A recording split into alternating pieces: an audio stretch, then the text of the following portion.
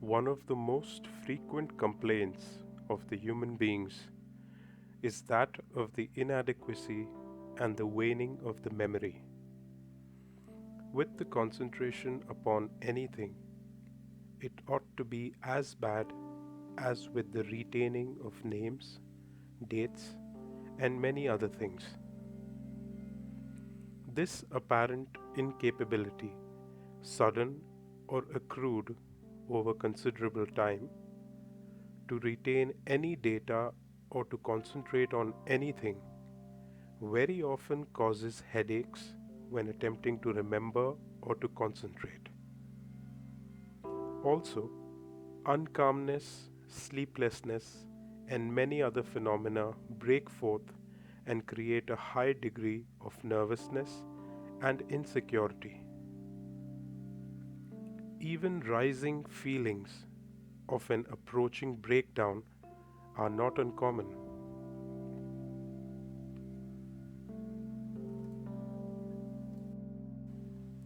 All human beings suffering under these terrible things must become quite clearly conscious of one thing.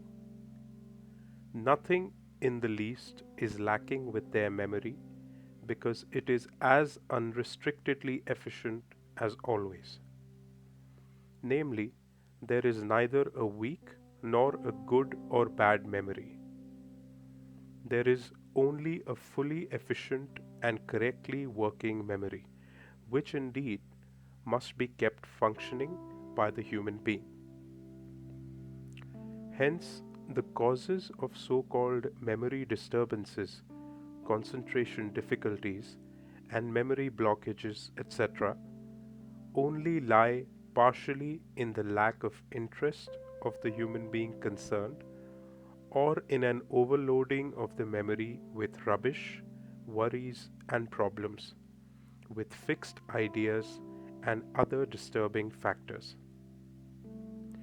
If these disturbing factors become eliminated, then the memory and the concentration capability function quite suddenly again, like a miracle. Most of the causes and disturbing factors are those of the false thinking and behavior. Thus, example, tensions, stresses, self-mistrust, and the aforementioned fixed ideas. If the memory is always treated rightly, then it illustrates that so-called failures are only then possible when the human being overloads their memory with rubbish or underestimates this, and they deny its capabilities, if they are thus trusting it too little or even mistrusting it.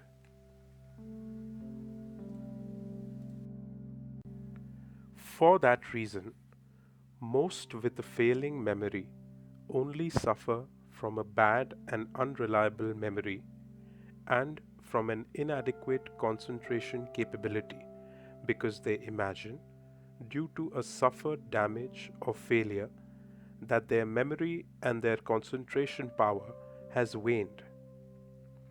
The causes for that are mostly purely psychically connected.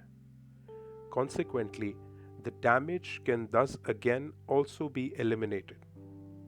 However, through endless negative autosuggestions, as example, my memory is bad, or I cannot concentrate, the unlimited efficiency power of the memory and the concentration capability are blocked and the willing capability suppressed. Such thoughts or utterances have a tremendous autosuggestive and feeling emphasizing effect on the subconsciousness, which logically comprehends such thoughts and utterances as a command, through which it logically passes everything on to the memory, which then buries everything within itself and forgets everything. Such a damaged memory and the concentration power must be newly awakened and brought into function again.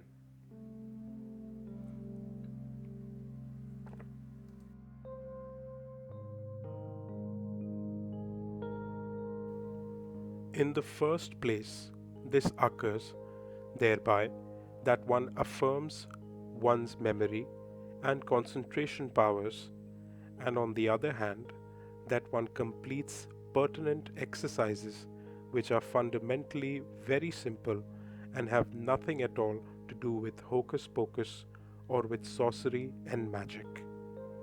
There are very many and varied concentration exercises. Only a few can be mentioned here.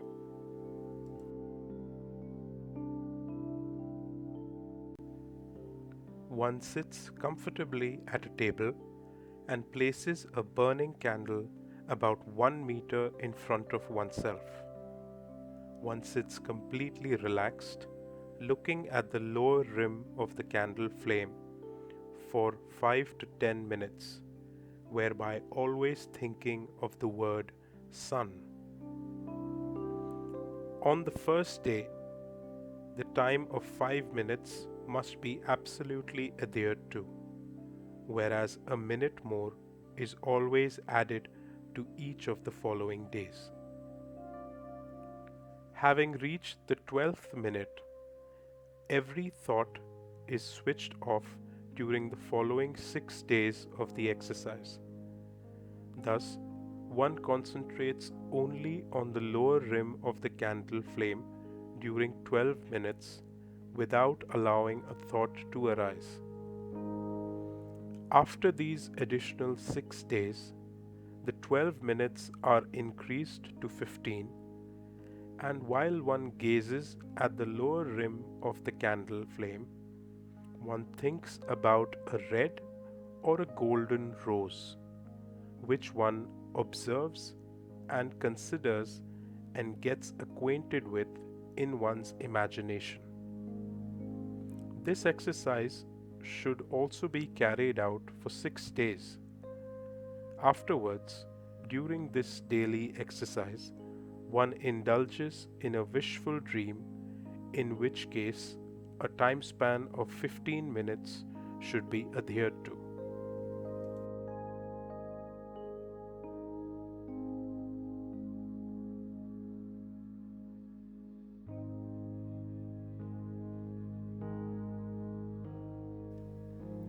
A crystal ball fulfills the same purpose as the candle, if the sphere is clear and pure.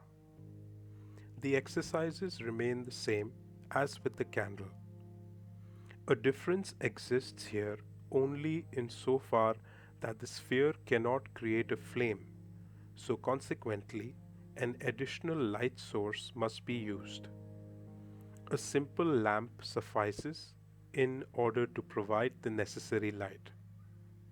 The sphere must be placed on the table in such a way that the ray of light hits the crystal ball exactly in the center and creates a tiny point of light there, resembling a miniature sun.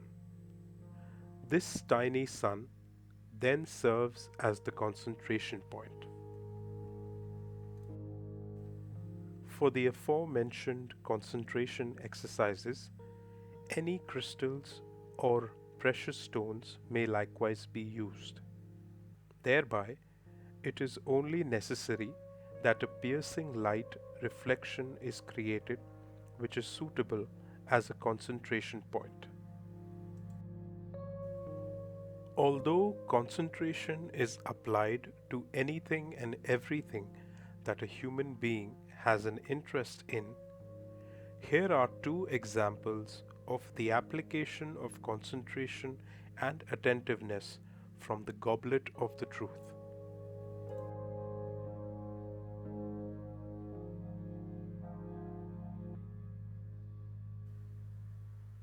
Therefore, if you want to suppress an illness or minimize or resolve an existing one, then you must put a great pressure on your body in a consciousness-based wise by concentrating solely on the illness or the afflicted area, through which the illness or the pain resolves, in which case you, however, leave the rest of the body completely out of your attention, which can in turn be befallen by illness or pain. This is the same effect as when you have toothache, which you push away in yourselves through fear when you go to the dentist.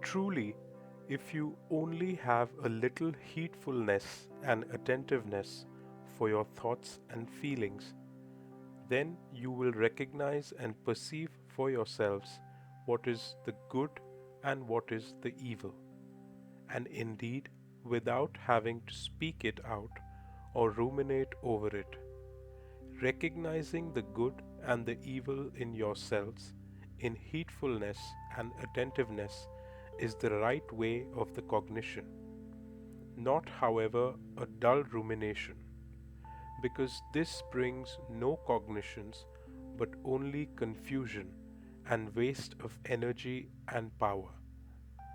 Rumination works like stringy morass, like a swamp which pulls everything into itself and paralyzes and suffocates everything.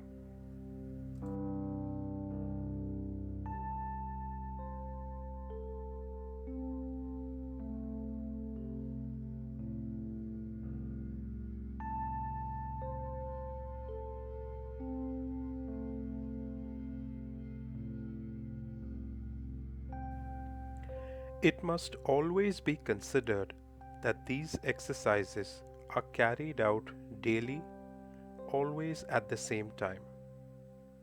The most suitable hours are between 8 p.m. and 10 p.m., in which case 9 p.m. would be the most exact time. Late morning or daytime hours are to a large extent unsuitable for these exercises. Through these exercises, concentration is learnt or relearned, depending on the behavior of the person and their intensity given to the exercise. The point of light of the candle, the glass sphere, or of the crystal, etc., with time transforms into a small sun and slowly becomes ever larger. The end result is that the sun expands so much until it becomes a radiating brightness and fills the entire field of vision. Once this is attained, then each person can dwell in this peculiar sphere without any thoughts and be flooded with happy feelings, which are then able to preside over him or her for hours or days. The form and wise in which this happy feeling is created is called meditation.